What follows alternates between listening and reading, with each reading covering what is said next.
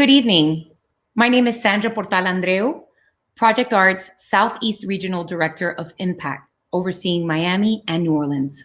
And I'm Danielle Steele, Program Manager for ProjectArt Miami and New Orleans chapters. We thank you for joining us this evening for the Resident Artists Virtual Exhibition, Digital Imprint, presented in partnership with ProjectArt and the Museum of Contemporary Art, North Miami. This evening, we'll be presenting our works from 6 Miami and New Orleans residents: Alexander Zastera, Aurora Molina, MILAGROS, Sonia Baez-Hernandez, and Susan Feliciano. This year, the pandemic made us reimagine our program in new ways by providing virtual art access to children in our community abroad. Our residents also had to reinvent themselves to present weekly projects tailored for the digital spaces. The works they created during this remote time is a reflection of the conversations we as a community have had in the past year, from the pandemic to social justice to social distancing. Each artist has proven that the creative will lives beyond our screens. These works will connect and capture traces of daily life through an ever-evolving digital world. We want to thank the Museum of Contemporary Art, North Miami, for providing us the platform to present these works tonight. This is our 4th year in partnership with them, and it means the world to our residents to have a space, physical or digital, where their work is supported by such a renowned community institution. We also want to thank our supporters for making our program possible: the Clay Family Foundation, the Miami Foundation, the Kirk Foundation, Cornelia T. Bailey, the Batchelor Foundation, Rosa Mary Foundation, Entergy, Goldman Sachs, Blick Art Materials, and the support of the Miami-Dade Department of Cultural Affairs, the Cultural Affairs Council, the Miami-Dade Mayor, and Board of Commissioners. Last but not least, we thank our libraries, Miami-Dade Public Library System and the New Orleans Public Library.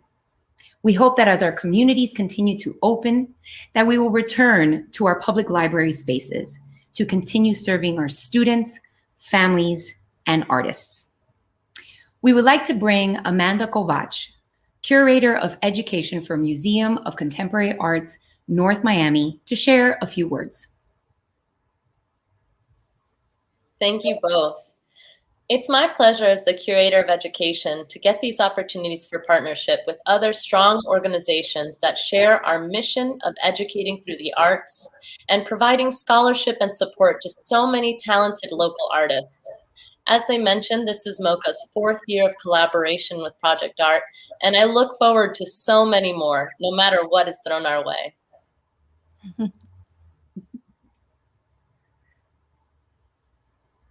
Thank you so much, Amanda. Thank you, Amanda. With that said, we welcome you to Digital Imprint. Mm-hmm.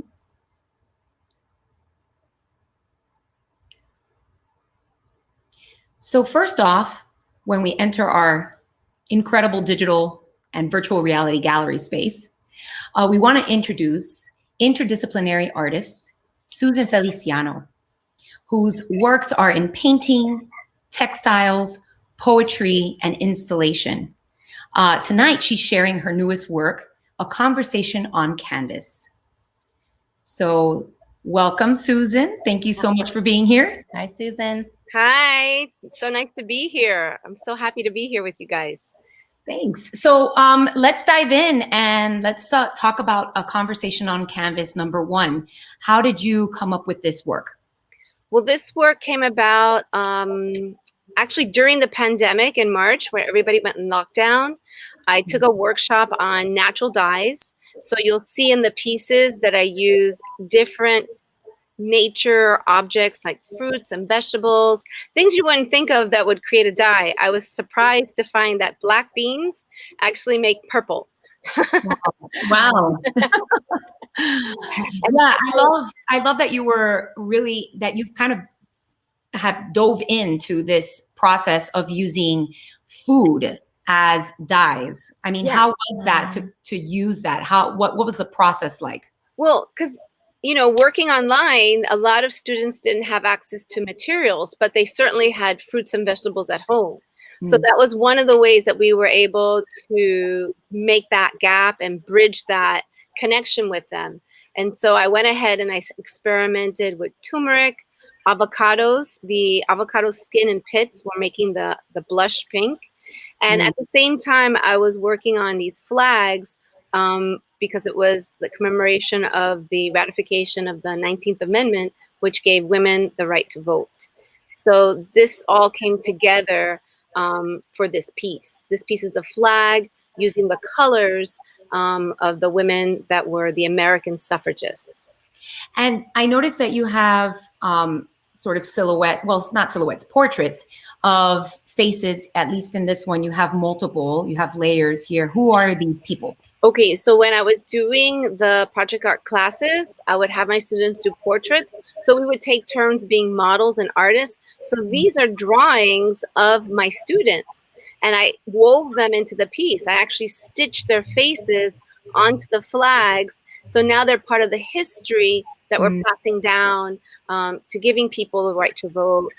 And these are women. These are young women that are, you know, the benefit of this, but also they're going to carry on those traditions and those ideals forward. Amazing. Yeah, should we, and let's go on to canvas, conversation on canvas number 2. It's a little different. We see a little bit more patchwork here. Yeah, so I started to sew more. I became a little bit more ambitious and putting pieces together. And so for Project Art, this is the piece I made this year. And I also included 4 mandalas, which are the woven circular pieces. I also used dyeing techniques to make the threads. And then each of the mandalas are made by my mom, my sister, my niece, and myself. So Amazing. 3 generations that are also part of this piece, along with a face of one of my students. Oh, okay. So sentimental. Yeah. Yeah. And I love how you know, again, integrate your students to be part of your 1, your inspiration, 2, the process, and 3, the actual final work. So Exactly. bravo. Is there any sort of a takeaway that you have from this year teaching virtually? Well, the takeaway virtually is that you have to be very patient. And also, we did work a piece at a time. So this work was created over, you know, a period of time, putting together ideas, taking different ideas and putting them into a collaborative piece. And that's how I had them work as well, using their drawings, using their work, and putting that together to create this whole thing. I also was looking at the title, digital imprint, and how I can tie that into the work. So I thought of huellas, which are fingerprints. So when you look up fingerprints, it's huellas digitales, which are digital, meaning your digits. Right. So, you know, when you're doing things by hand and creating with your hand, not only are you communicating with it, but you're also getting a feeling. So I worked with fiber because it's so tactile. So it's feeling physical level, but also feeling an emotional level as well. Amazing. I wanted to touch a little bit on process, Susan. You shared something so fascinating with me recently about your ability to hear color and how that influences and crosses over into different senses. So how does that kind of work when you're using foods and dyes? So it was interesting. I'm so glad you said that. Synesthesia. So I was teaching the students about Kandinsky, and he hears color. And so for me, I discovered that I taste color. So I get a sensation, my mouth actually waters. So another reason I use plants and natural materials, and in this case food, is because that's what I'm relating to with colors. It gives me that sense of watering of my mouth, sense of tasting it. Sometimes I refer to colors as juicy or sweet, you know, so I refer to it as something that I would experience by tasting it as opposed to just physically seeing it. I can attest, I've heard you refer to art as delicious on many occasions, and now it all makes sense. You're making my mouth water now. Amazing. Well, Yes, thank you. the feast for the eyes and for the gastronomy. Eso. So thank you so much, Susan. I know that this year has been a challenge for us all, but I think you've been so wonderful with your students. And it's great to have you again be part of the residency. It was great. 2 years and still kicking. Thank you. All right. All right, moving forward, artist, activist, and educator. Alexander Zastera is known for their dark and mystical paintings, found object installations, and public performance centered around the environment. Let's dive into his bat series. Who are these lovely bats? Hi, everyone. Thank you so much, Danielle and Sandra, for having me for ProjectArt for 2 years now. It's been so lovely. So this year, I did a lot of bat paintings because talking about where COVID came from, bats carried over 400 different coronaviruses. So it's known as a zoonotical disease, meaning that it can jump over and have these crossover points with either other animals or with humans. So I was painting these bats and I was thinking about them as kind of quarantine bats. And so each one, as we flip through, have kind of different personalities depending on how I felt that day. Queen Bat, like you just saw, she liked to get glammed up just to do, this is Punk Bat, and Punk Bat was kind of talking about the social turmoil that was happening over the summertime last year.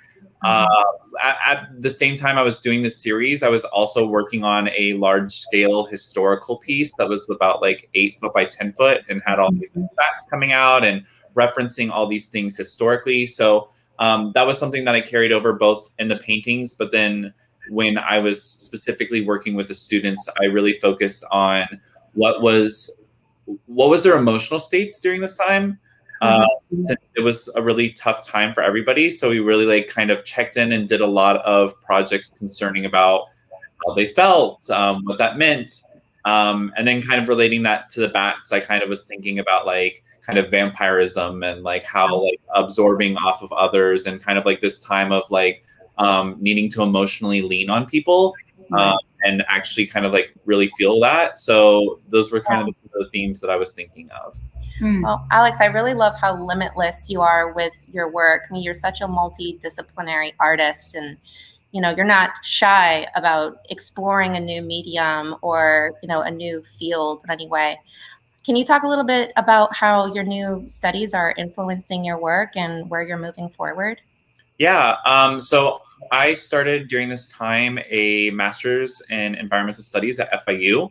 So I'm trained with a BFA in studio art and a BA in art history from Florida State University. Shout out. And yeah. Well, Danielle and I went to school together.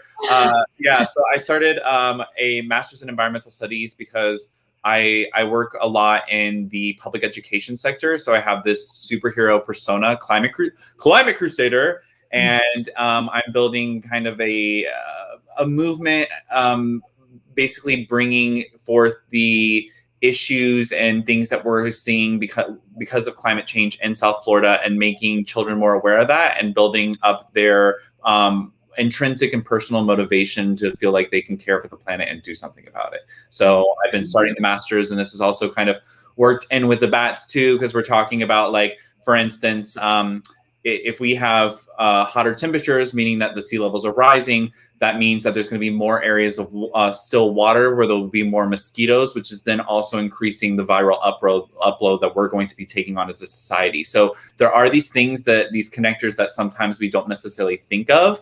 And this one's definitely about like climate change and kind of like this sort of like January when the Australian wildfires were happening and this bat's kind of like just screaming at everybody. So there's some things that we're not going to expect, and I'm trying to help connect the dots in the community. So really what I'm hearing is, you're not really going to shift gears as far as mediums are concerned. It's about the ideas, and that's what's most important, is educating people. Absolutely. It's first is the idea, and then whatever media is the most effective thing is the way that I follow. Amazing. And one of the things I noticed, at least in your bat series, is that I see, obviously we see bats, but I also see personalities, people, so these bats now have sort of like a persona. Like it's almost like during the pandemic, you saw these characters, you know, throughout. Not just saw them, lived them, the whole experience. And if anyone finds a bat that fancies them, if they use the code FLYAWAY on my website, alexandrazastera.com, they will get a discount, but they are looking for new caves to explore. So, yes. I personally identify as queen bat. I'm sure you There do. was many an occasion where I put on makeup and then just sat on the couch and went nowhere. Right. And Alex, I did jump into your class a few times this year, and it was always a joy to see how you were just so open to what these kids wanted. You know, some days, obviously, you would come with your curriculum and you were ready to present something, but you were also very open to, hey, you know, do you guys want to listen to some music? And sometimes it would be this superhero backdrop music that you would play for them. So I thought that was really fun. Yeah. So that it just gives them a little bit more of an immersive feeling rather than, oh, we're just going to sit here and, you know, draw. Leaning into the digital space. Thank you. And I really hope that that's what we kind of take away, especially during this time in education, is the flexibility and kind of those social skills of like being like, hey, like, we're going through a pandemic right now and everyone's tired. Let's just play some music and like hang out. Like we don't necessarily need to be to follow this regular schedule. So I hope everyone's a little bit more in touch with their emotional field moving forward with this. Thank you. Thank you so much, Alex. Yeah. Congratulations. Thank you. And now we move on to Afro-Caribbean artist, curator, and educator, Sonia Baez-Hernandez. She employs an interdisciplinary methodology, that's a mouthful, addressing social, environmental, and political issues. Sonia today is presenting a series entitled Thanatos. Buenos días or buenas noches. Sonia, how are you? Buenas noches, how are you? Good. So my first question is, and I had to look this up, but just for our audience, what does Thanatos mean? Thanato is the Greek god of death. Mm-hmm. And I have been doing some research about new, at least some theories that started to appear then that they're theorizing that certain populations basically will experience more death than others. Mm-hmm. And then, you know, for example, that was something that happened during the pandemic. Then that we have African American, Latino, Native American, who are the groups then that suffer more health disparities and education disparity. Yeah. Also then will be the same thing. So then the idea is then that they will have this concern for those people that die as a consequence of police brutality or and other different issues like that. Which you address in this first piece, Retained Violence. Do you want to dive a little bit deeper into this particular work? And because we see bullets and we see this head with no face, what is the symbolism behind that?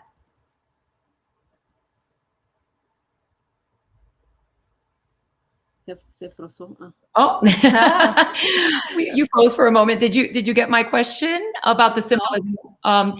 So yeah, as far as your first work, Retained Violence, like what is the symbolism here? I mean, we see the bullets and we see this face or head with no face. What was your message behind this work? The message was related, at least during the pandemic. We have we encountered the killing of Freud. Right. Yeah. And then, you know, Freud was devastating to see it. And it's so systemic. Mm-hmm. And then, you know, one of the problems is that it become normalized and that Black people get killed, that Latino people get killed, that Native American get killed. And at least for me, that piece then wanted to make reference to that somehow our humanity tend to disappear in this act of violence, and then that people will not recognize that we are human beings, and then that people of color in this country, and then when I say people of color, including Latinos, then we are seeing as we could die and nobody care. And then for me, the politics then that appear in terms of the detention centers. This would be the next work that we're gonna talk about. Yeah, which deals with migration, obviously the migrant crisis that was happening or is happening now. So yeah, and I just want to note, Sonia, that there's something so confrontational about these pieces, and the head being almost forced to view these situations and what's around them. And was that an intentional thing on your part?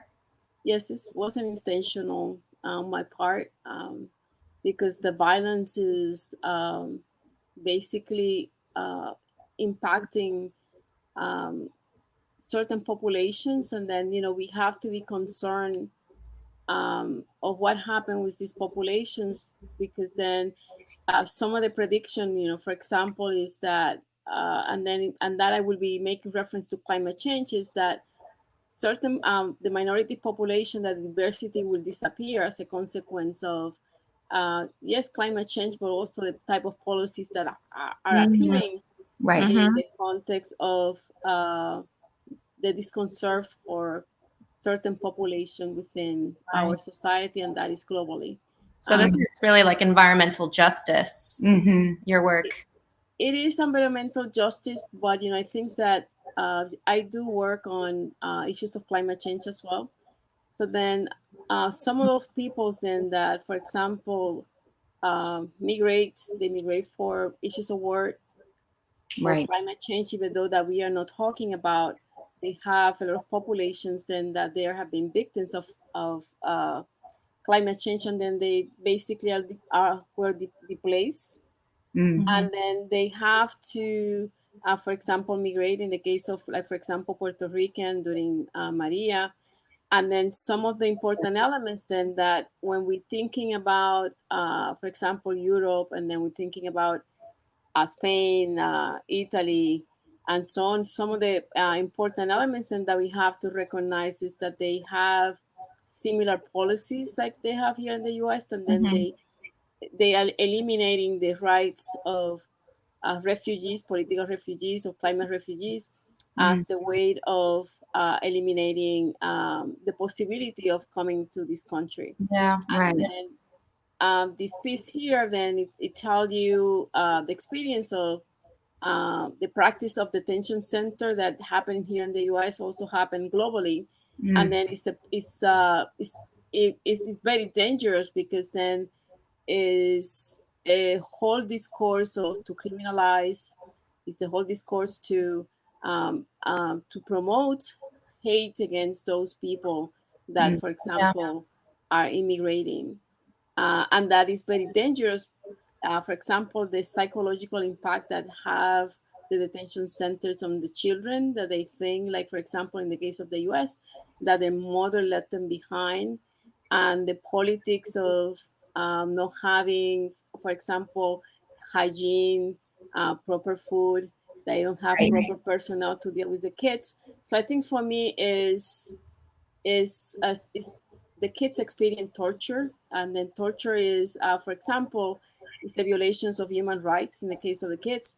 And then we have to remember that this is not the first time that have happened here in the US, but this time it have consequence then that impacted the children in a different way and the parents.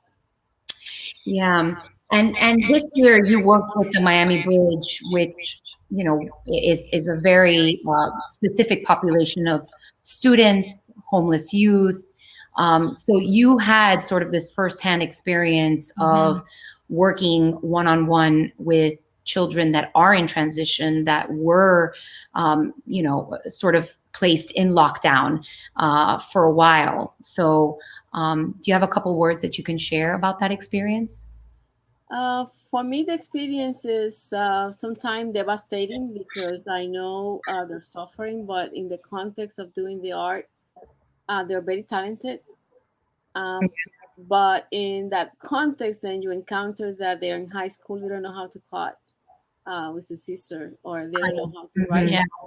Right. So they have that elements, and then sometime, this as a consequence of past year, the beauty was then that I have human contact with them, so I was easy Yeah. for me to Yeah. gain their confidence, and then that somehow at the end we were able to do some work then that was telling a narrative about their experience of the family separation.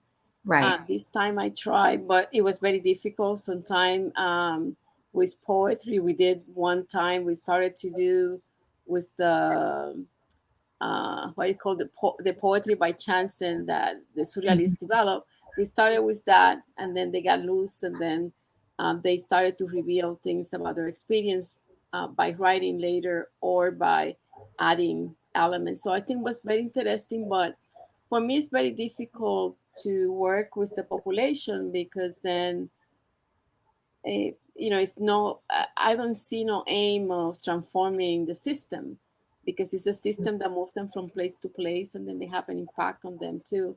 So I Yeah. don't think that when we think about what we do in terms of policy, we don't think about the impact on populations. Yeah.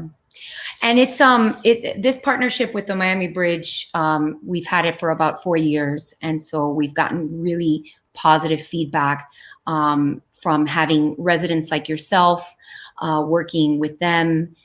We've seen the benefits of what art can do as a healing tool. So we thank you so much, Sonia, for all the work that you've done this year and for sharing such insightful and powerful work yourself.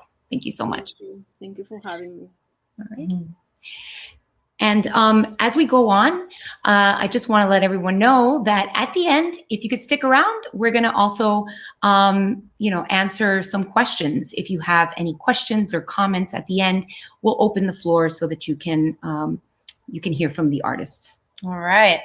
Switching gears here, consisting of Felicia Estinza from San Pedro Sula, Honduras, and Joey Filastre from Lakeland, Florida. Milagros is a mural and installation collective based in New Orleans, Louisiana. This evening, they have 2 video installations entitled Gradient Walks and Laundry Meditation. Hey. Hi, what's up, guys? Hi. So we have like an intuitive painting style that we use. This piece was kind of like an intervention on a sidewalk, so we're thinking about to kind of animate it and create like a moment that sort of like places your expectation of what a walk would be, and we wanted it to like almost like animate physically as you looked at the pieces and go back and forth. And the gradient on top goes from red, blue to red, and the pattern, and then the background goes from red to blue. So it's kind of this like color play. It's kind of a more straightforward public art piece.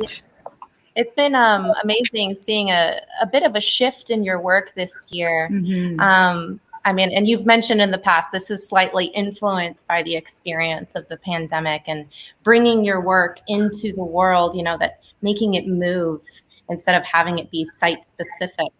Can you share a little bit about, that whole process with us? We've just been thinking a lot about our existence in the virtual realm, obviously, because of our new socially distant reality. And so we're like, how can we share the experience of our art in a way that isn't just like an image that you would see on our social media or like a picture of a painting, because that can be such a stagnant thing. So we're like, let's try to transition into doing some more video stuff so that we can kind of try to translate the experience of being there. And I don't know, I mean, the pandemic's just been really hard on us and like everyone we know. So we're really trying hard to create moments of joy for people right now. So yeah, and you had an amazing sort of like a moving installation. that traveled around the city. So yeah, totally. Yeah, we made a collaboration with our friends from Puerto Rico, Ponce de Creacion. They're Pablo Del Hierro and Efrain, and we did a mobile puppetry intervention on a 2006 Toyota Sienna, and we roamed it around the streets of New Orleans and kind of brought live entertainment back to people into their neighborhoods. And so in a way, so they would eliminate venues, so it was more COVID safe. And we were like extremely successful, I think, in spreading joy with that project. It was a huge delight. We actually saw some of our students from ProjectArt. Amazing. It was really cool. I would also add, you guys spread joy, but you're also a healing force in the arts community. Because joy is healing, right? Yeah. Art is healing. Joy is healing. Yeah. I'd like to take a look at the next clip over here. This is the one that's called Laundry Meditation, correct? Yeah. Yes. Yeah.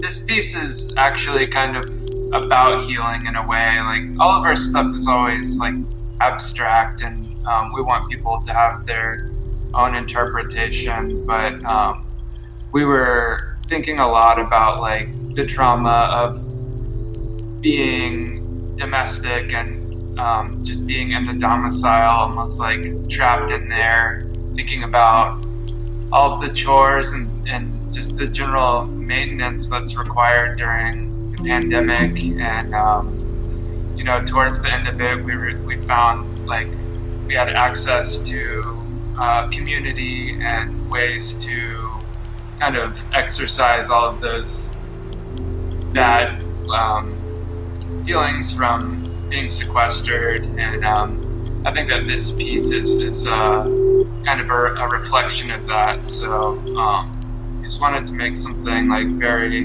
meditative and calming, but still related to like unseen labor.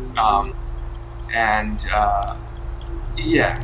And I feel like it's like a lot about possibilities for us, because for us, like, these textiles have these like existences that are beyond them just being an image that we created on, fabrics. Like, you think about all these different ways that we can activate it. So we just have been thinking a lot about how we can use these in a different manner to bring a different experience to people. So this was just like one of the ways that we were thinking about how these textiles are activated and how they can interact with their environments and everything. A concept that we come back to a lot in our art also is this idea of emergence, which is like tied to intuition. We feel it's kind of like when the waves wash up on the shore and create a pattern, or wind blowing on sand dunes. The little grasses make circles, and we kind of feel in tune with that. And we wanted to create work that is more affected by the environment instead of like affecting the environment that it exists in.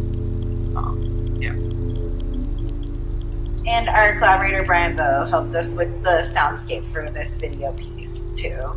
He's a really amazing musician / artist and builder.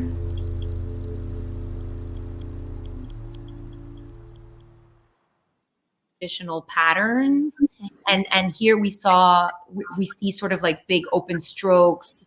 Nothing is defined in some of these sheets, and so I found that really like you're sort of experimenting.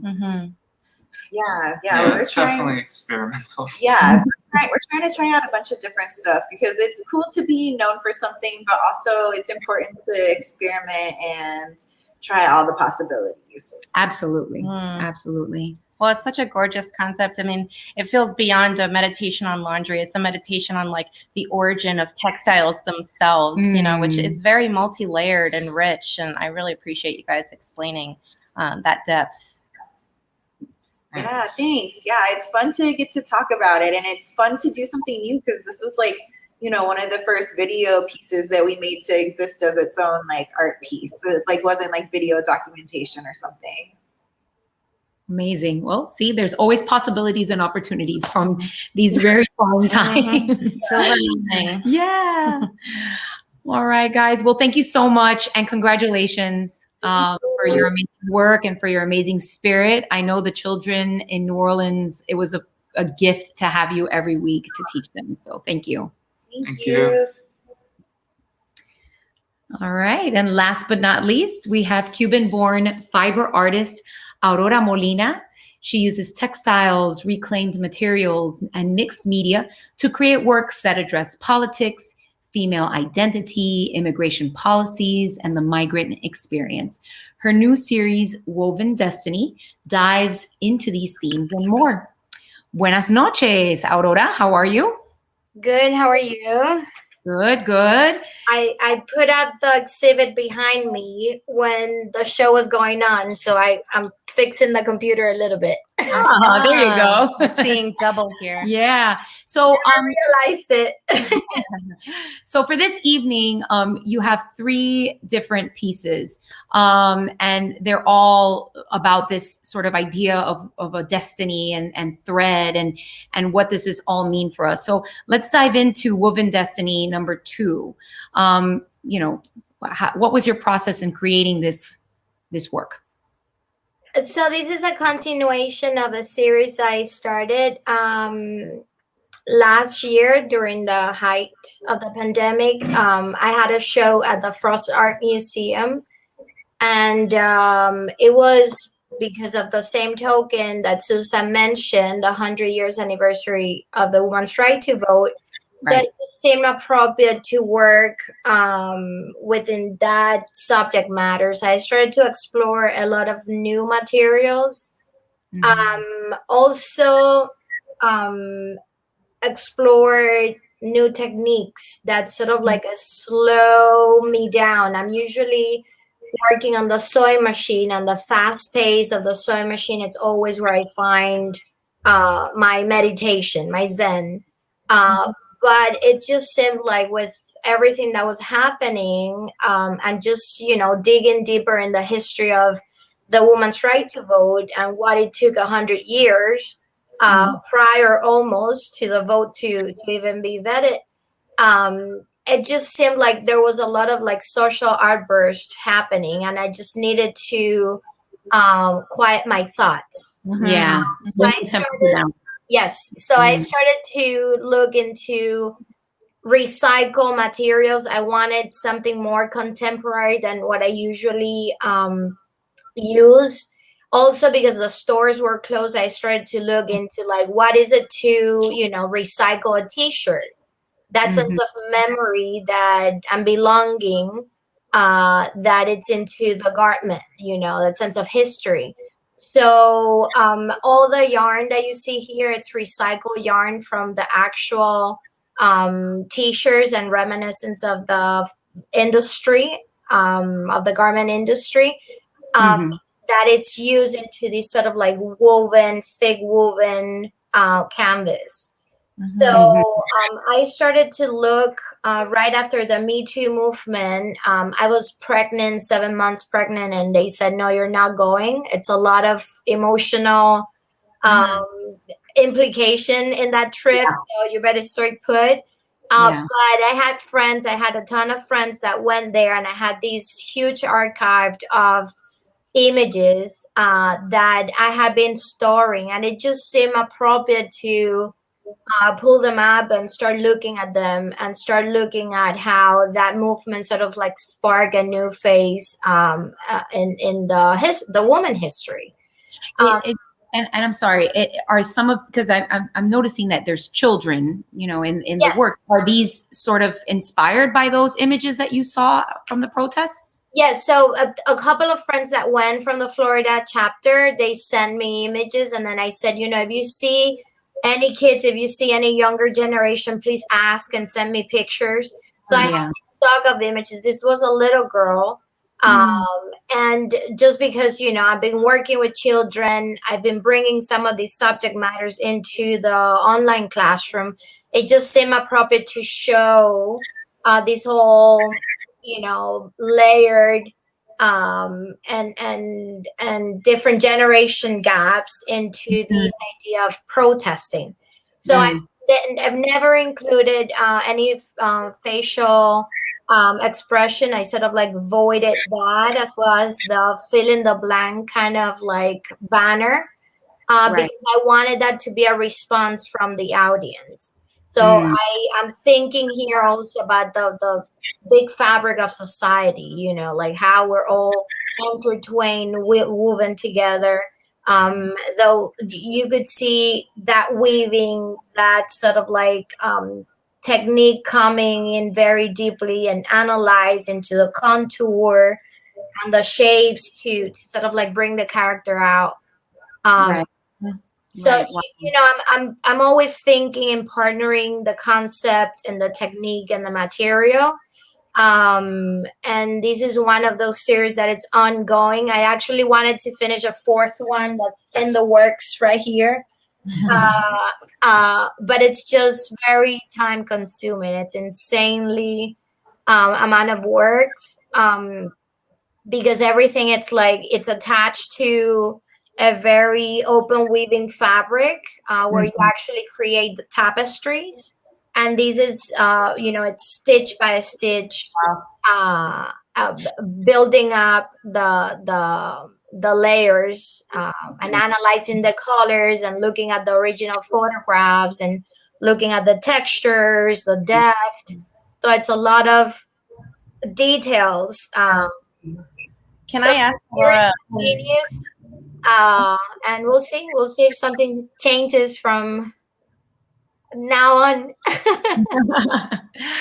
You had a question. I did, yeah. Can I ask Aurora, during the art making process, I mean, as you're explaining, it's very detail oriented. Seems like it takes a lot of time, a lot of patience. Where is your headspace at while you're working? When you're doing kind of these like meticulous motions, are you thinking about your work? Like, where's your headspace at?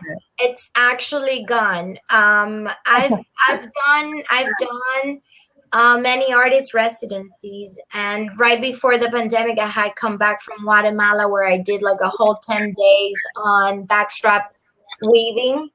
But it's a technique that hadn't until now hadn't come into the work as a technique itself. It's been lingering there, but now because of everything we went through, not only these lockdown, but also everything that was happening out there, you know, that things that needed to change, things that need to be said,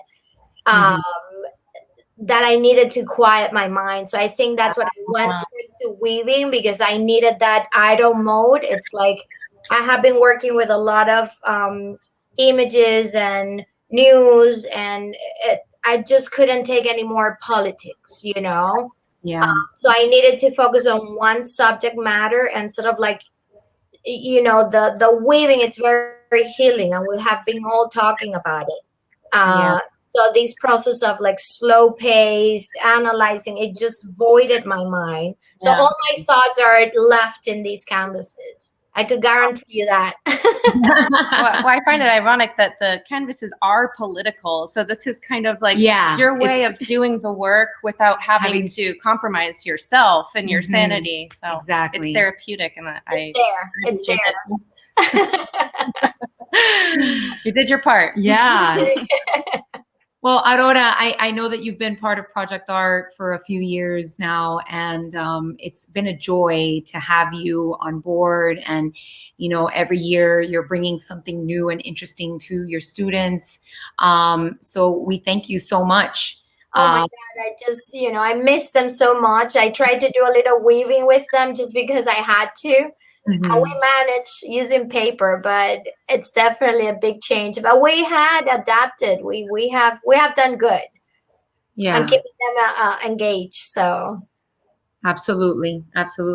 Well, congratulations, Aurora. Thank you so much. Thank you so much. So now we'd like to open up the discussion with our audience. Mhm. If there are any questions or comments that you would like to share, please type it in the chat box. We've brought all of our artists on board, so just hit us up. Yeah. Any general impressions that you got from the exhibition? I know that this is our kind of like our first time, at least for me and for us, really diving into a virtual reality gallery space. So, well, I'll ask a general question for the artist. How is it to see your, how does it feel to see your work in sort of this virtual gallery? I just want to touch it. Yeah, right? It feels almost real. Almost real. Almost. Yeah. Like I want to walk in the galleries. Well, Milagros, I want to lick the sidewalk, okay? Those colors are juicy. Yeah, we've been doing so much Zoom stuff, it doesn't really seem different anymore. It's like, yeah, that's how we it go always to our is, show. That's yeah. how it's always been. Yeah. Yeah, it made me think a lot about like and I kind of played with that tonight with my green screen and everything. But like my kids would show up with full filters and different backgrounds, and they were really trying to utilize Zoom as a fun tool and presenting. So like when you're asking, not necessarily just about like the artwork, but even just I guess what Milagros was saying about us being part of it, and like the Zoom was a part of this whole experience. That's been kind of fun, is playing with that digital realm. Nice. So we have our first question. How has art helped the children you've taught get through the pandemic? It's a good question. I mean, from our perspective anyways, like the kids have, it was like a really good outlet for them to be social. And so we just really encouraged like interactions between the kids, and like really got them into this almost frenzy of sharing their work. And they were just like all like very excited to share whatever thing that they had done. They'd be like racing to share the next thing. And I think that it was really just like, they were grasping at this content or a contact that they hadn't had. And I think it was like pretty cathartic for them in that way. But I love, sorry, who was going? I love that one day I sought for Team Milagros, and the kids were able to travel. So I was able to show them that here in Miami, and then they were in New Orleans, how like the city was different, but still they were connected. What kind of food we ate here, what kind of food they had there.